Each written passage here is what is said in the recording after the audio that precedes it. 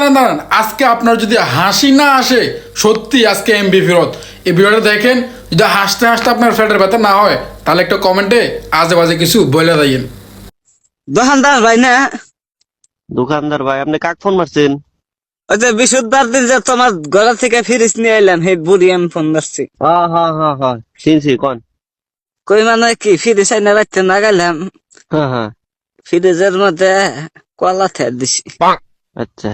কলা থিয়ে ঘুমাইছি রে, আমরা ওইটা দিছি যে কলা কালা হয়ে গেছে গা, গুইলা গেছে গা, কেবা হয়েছে কা।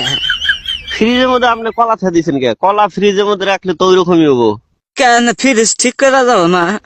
কিছুমান বস্তু আছে যেগুলা ফ্রিজে রাখা যাবে না, যেগুলা রাখা যাবে ওগুলা রাখা লাগবে। আপনি কলা রাখছেন, কালা হয়েছে। কলা তো মানে বেশি ঠান্ডা পাইলে মানে ই হইলে তো 1.5 কালাই কেজি হবে। কলা আনছি, এই 1.5 কেজি কলা কইলাম যে ফ্রিজের মধ্যে তেল দিয়ে সকালে আবার আমার শরীর দিক পারলাম। তা কলা নষ্ট হয়ে গেল, গাতে পয়সাও নাই। কলা যে নষ্ট হয়ে গেল তোমার ফ্রিজের জন্য, কি ফ্রিজ কিনা দিলে?